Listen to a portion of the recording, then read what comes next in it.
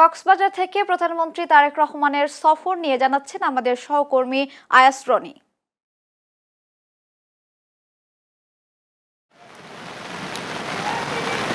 জি, আপনাকে ধন্যবাদ। আমি কক্সবাজারের প্রধানমন্ত্রীর আগমনে বিভিন্ন কর্মসূচি স্থলে আমি অবস্থান করছি।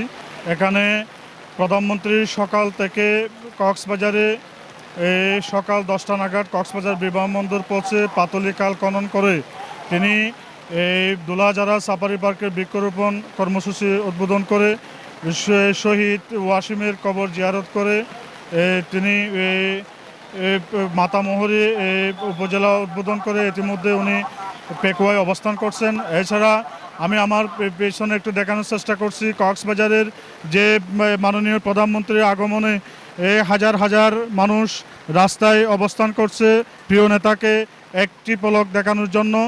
এছাড়া কক্সবাজার সারাদিনের কর্মসূচি শেষে চকরিয়ায় জনসভাস্থলে যোগদান করে কক্সবাজারে এসে সুধী সমাবেশে যোগ দিয়ে তিনি